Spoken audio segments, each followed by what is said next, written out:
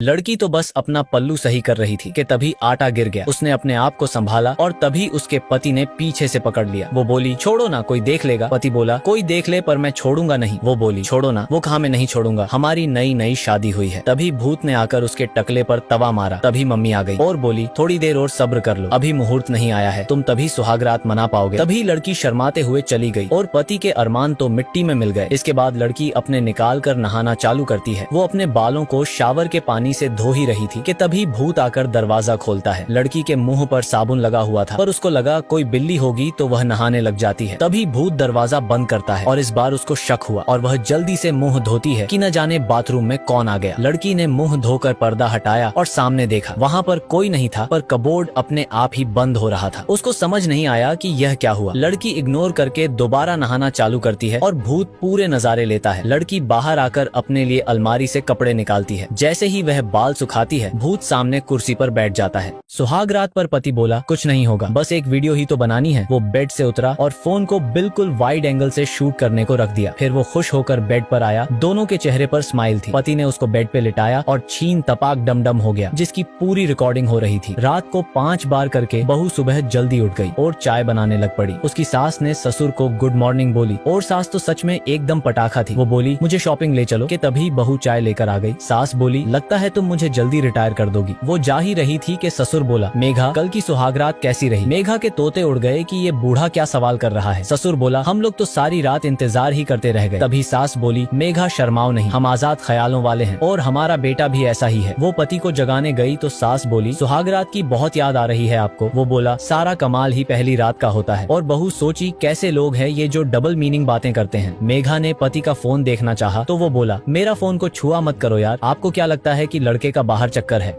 ये दोनों मजे करने के बाद लेट गए और लड़की बोली, रॉकेट हो यार तुम तो बिल्कुल। वो बोला, मतलब? वो बोली, इतने साल से हम यहाँ हैं, कितने आए और कितने गए, पर तुमने तो हमारा शरीर चूर चूर ही कर दिया। ऐसा एहसास तो सिर्फ एक मर्द ही दे सकता है। वो बोला, तो मैंने आज तुम्हें तारे दिखा ही दिए। वो बोली, तारे, चांद सितारे, झील वादियाँ, कुछ बचा है क्या? वो बोला, पॉजिटिव फीडबैक के लिए थैंक यू, आज पहली बार सर्विस देने वाला सर्विस लेने वाले से खुश है। असलियत में लड़की अंधी थी और बोली, कुछ ही दिनों में मेरा ऑपरेशन हो जाएगा, फिर मैं दोबारा से देखने लगूंगी, प्लीज मुझसे दोबारा मिलके जाना। वो बोला, तुम पहली हो जो मुझसे दोबारा मिलना चाहती है। उसके बाद वो दोनों दोबारा चालू हो जाते हैं और पूरे मजे करते हैं। लड़का सुबह लड़की के सारे पैसे लेकर जा रहा था पर लड़की उठ जाती है और बोली, तुम जा रहे हो? लड़के के बैठक के अभी भी पैसे थे। वो चादर में लिपटी उसके पास आई और उससे बातें करने लगी और ये अब तब हुआ जब सुहाग रात में लड़की बोली, मुझे ज्यादा कपड़े पहनकर सोने की आदत नहीं है। वह बोला, सेम हेयर, इसलिए कुर्ता उतार दिया। लड़के की तो उसको देखकर बुरी हालत हुई जा रही थी और लड़की उसको और ज्यादा मचलने के लिए उसके पास आती है। लड़के का तो हाल बेहाल हुए जा रहा था और लड़की उसके पीछे से चली जाती है। लड़का असलियत में लॉर्ड बॉबी की किताब पढ़ रहा था। लड़की थोड़ी देर बाद बाथरूम से आई और उसको रिझाने लगी। लड़की सच में बहुत ज्यादा सुंदर थी और उसको बेड पर आने को कहती है। लड़का पढ़ाई छोड़कर उसके पास आता है और बोला, कपड़ों में तो हमारी पसंद एक जैसी ही है। दोनों हंस पड़े और लड़का दीवार से पीछे लग जाता है। वह बोली, इतने मासूम सच में हो या नाटक कर रहे हो? उसको कुछ समझा नहीं तो वह बोली, अभी तक वर्जिन हो क्या? उसको वह भी ना समझा तो वो बोली, ब्रह्मचारी हो पूरे। लड़का बोला, पूरा ब्रह्मचारी, फॉलो करते हैं, बाबा जी के भक्त हैं। लड़की कही, यह तो पता होगा ना कि आज हमारी सुहागरात है। पति पत्नी के जीवन में एक ही बार आती है यह रात। लड़की उसके छाती से चिपक जाती है और लड़का बोला, अगर एक ही बार आती है फिर तो सोने के लिए नहीं आती होगी। लड़का और लड़की का सुहागरात का घमासान युद्ध चालू होने वाला था पर इससे पहले